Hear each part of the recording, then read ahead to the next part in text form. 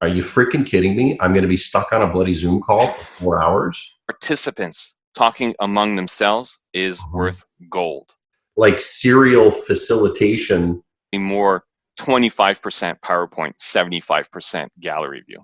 If you come into a virtual session with a mindset that you're going to be talking and giving a session to introverts. Are you sitting there wondering, as you're doing these remote training, these virtual trainings, are they having any impact? Are you making any difference? Are you getting any engagement? Is it a question of like, are you just wasting your time for 2 hours, or are you wasting the time of the people that are actually in your session for 2 hours or 3 hours or 4 hours? Well, if you are, I've got something interesting for you today. So I've got an interview with Patrick Lizotte. So he's my guest on the channel today, and Patrick brings to the space here over 20 years of experience in leadership, sales, and training.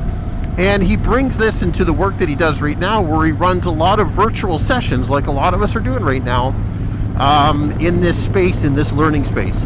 Now, what I was able to do is that we were able to have a conversation and kind of pick each other's brains in terms of what are those best practices that we've learned that we're applying to this whole virtual learning space. So stay tuned, enjoy the show.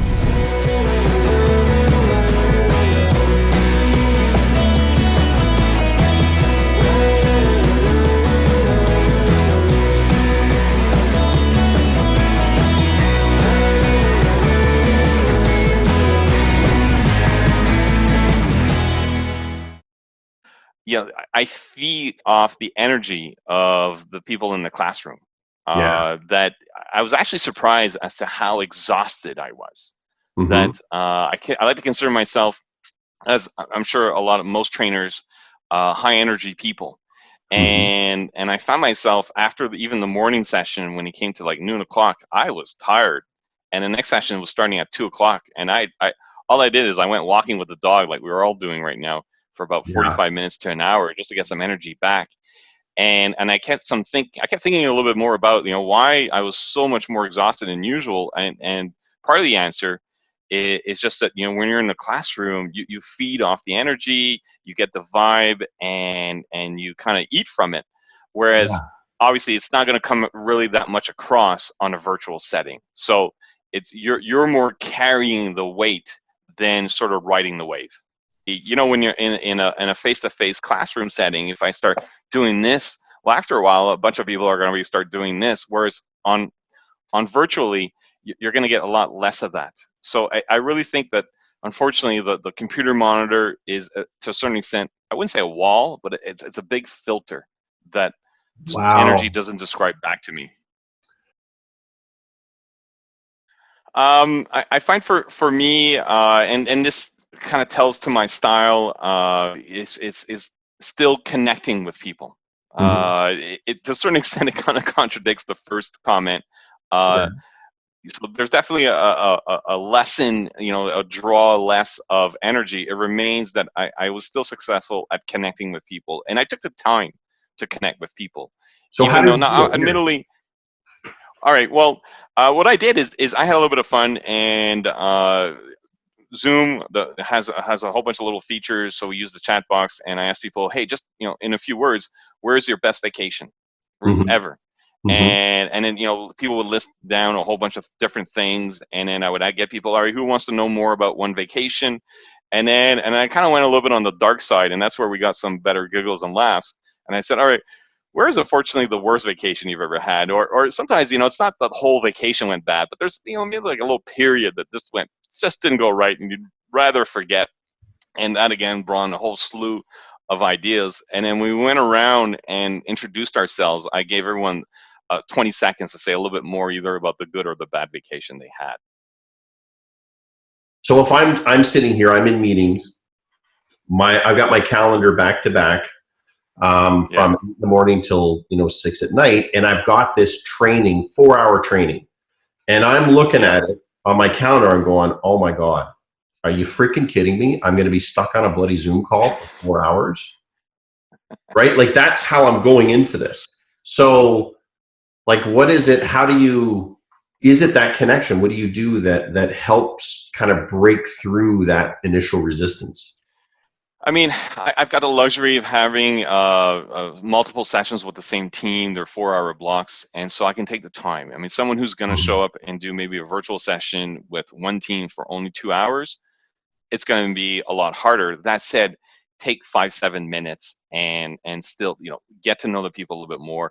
Make them feel that this is a classroom, even though it's virtual. Make them feel that there's people involved, and especially more than ever, people need that personal and emotional connection because of everything that's going on, right? Is whatever you can do to get people to be talking among themselves, not just me talking to them and then someone talking back, but the participants talking among themselves is worth gold. Okay. So the moment, because whether I put it on a big neon sign or yell it, I tell people, listen, I don't want you on mute.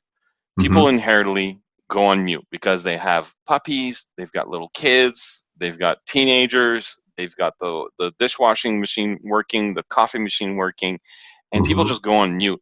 And the more I can get people just to interact between themselves, not between me, but between themselves, brings that energy level back to a good level. I'll give you a quick story.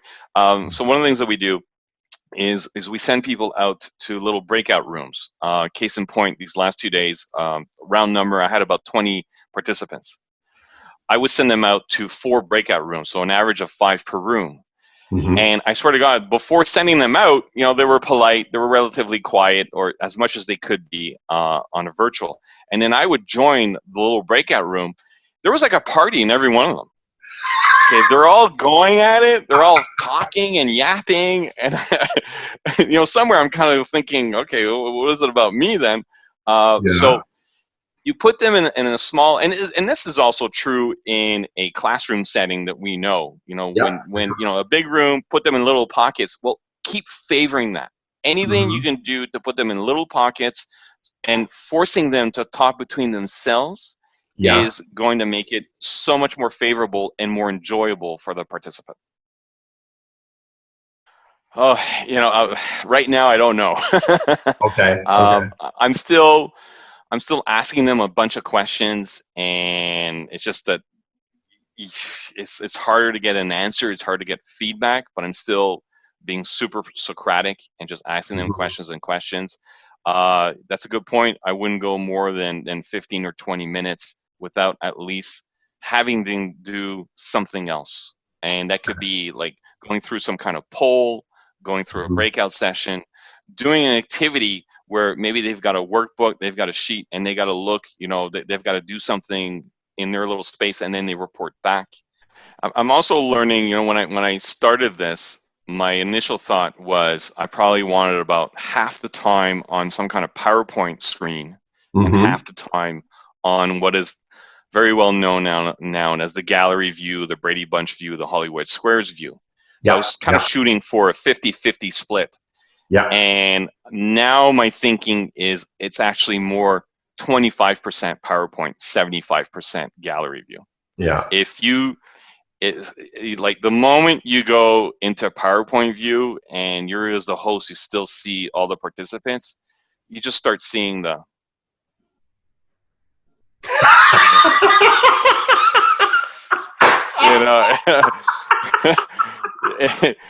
so I'm it's just and I get it. We've all been there. We've all been in a session where it's like, all right, great, here's another PowerPoint. So I'm really now pushing hard myself on 25% PowerPoint, 75% talk or something else, breakout room or activity or whatever. So I haven't quantified that into time, but percentage-wise, 20-25% of the time I'm on PowerPoint. Yeah. And my feeling is like, screw the PowerPoint. There shouldn't even be a PowerPoint. You've done everything. We'll see where it might evolve, but I agree. Yeah. Like the more, some of the best sessions are when, I'll send a 2-page Word document that maybe has 70 words on both pages, and the rest is like open space for them to like write some stuff. And for an hour, that's what we're using as like the vision. That's their own vision. The rest of it is just the Brady Bunch view, people talking, singling people out. Anyways, okay. Obviously, it kind of brings it back that you as a facilitator, it's more the art now of really well describing things, right? Sometimes we lean on flip charts, we lean on PowerPoint, we lean on props, whatever it is. Now suddenly there's a lot more focus on the verbal communication. And so it means kind of slowing it down, making it right, checking once, checking twice. So it's kind of pushing us to perfect that area of what we're using. That's a great point, actually. That you're right. We do need to be more intentional with our instructions, with the language that we're using. And even as you're saying this, I realize I'm slowing down my talking because I don't know, is everything I'm saying coming through the network to everyone? Is everyone receiving that information at the same time? That's a really, really good point. I'm making a connection live here with you. So sure enough, on one of my sessions, here, let me take a half step back. In a classroom, again, high energy. We're kind of like, hey, how's it going? Boom, boom, boom, boom. Let's go. Okay, we're gonna have fun. Da, da, da, da. And then you realize on the virtual, just bring it down a notch or two. And I intentionally also did it because I had some participants in one of my sessions from Latin America, so English is not their native language, and I wanted to make sure they understood, and it kind of forced me to go down 1 or 2 notches on the energy level, but at the same time, it was also the right thing to do because it's a virtual session. The trainings that we receive in order to do them, it's a little bit opposite in a virtual, and we're talking about this one about, like, no one in a live session, no one's energy will ever be more than your energy. Right? Like, you need to set the energy, walk into the room, and then you hope to get people up to a certain area. And now we're talking about, we might need to reduce that in order to be intentional and clear with the language, the verbal language that we're using, because all the other modes of communication are a little bit filtered in what we're doing. Yeah, good point. Good point. Because the harsh reality is during, how much energy can you really give or receive when you're sitting for 4-ish hours? I mean, of course, then we can get into breaks, and I had participants say, listen, I was giving 2 breaks in a 4-hour block, and I had some participants say, I need more breaks, or finally I ended up, we kind of negotiated. I gave them longer breaks, but I mean, energy is contained just by the physical environment we all have right now. Are people on laptops? Are people on desktops? It'd be fun. I like the idea. Let's explore it. In the short and immediate term, the way I'm kind of translate that is the virtual feeling of sending them out to a breakout room. Right. Yes. Okay. Sending, like, your mind now shifted room. I know you didn't do it physically, but you're getting some of that result, some of that feeling that's going on. It is true. It depends on their setup. Like, if you're on, like, I'm on a laptop right now, like, I could pick this up and kind of move. And if we say, okay, breakout session, and then you physically say, okay, I want you guys to grab your laptop and either go into the kitchen and stand up for the next 20 minutes, or, if you can, go into another room in the house and have that breakout session from there. Because if you think of movement, sometimes changes our perspective and stuff, right? Like, we can get stuck in a certain perspective when we're in a certain way. And I know this always comes in coaching, is that, like, we'll say, okay, what are you doing? Well, I'm sitting at my desk. Okay, well, then stand up, run upstairs, look out your bedroom window. What do you see? And it just helps to kind of shift in terms of people's psyche. But I'm wondering, I'm exploring, can we bring that into when we're doing virtual sessions so that it does break the whole, I'm not sitting in my chair all day looking at a screen. I love it. You're right. I need to be cognitive of people's environment. I had a guy who literally was like in a dungeon closed closet area. That was the only privacy he could have when he was doing it. That's the only privacy, because I'll just give him a name of John. I go, John, so just, like, help understand where are you? And he goes, listen, I've got a 1.5-year-old and a newborn. Oh, my Lord. This is the only place I can be to be relatively quiet right now. I'm in a small apartment. And so that's one case. There are Yeah. other situations where, people couldn't move around. But it's just amazing how in the last few days, I've seen so many kids, so many puppies, so many cats. You see everything going on. You see, someone's walking in the background or whatever. But you know what?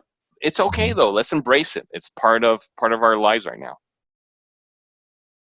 For the adjustment is moving them along. What I mean by that is as a facilitator in a classroom, after a while you kind of know the audience, their strengths, their weaknesses, and let's face it, we always have in the back of our minds this little clock going on of where we want to bring them by when and so forth. Yeah. Harder for me right now in a virtual session. Harder for me to gauge where I want them to be, how I'm going to bring them. It's just harder to. I'm not sure if I'm being clear or not, but to carry the team because of the virtual session. So suddenly I'm kind of racing against the clock. I'm chopping things that I know I won't be able to get to because I just can't carry them as much as I could. I'm more dependent on their pace than compared to an in-class session. Yeah. So that's been one of the hardest things.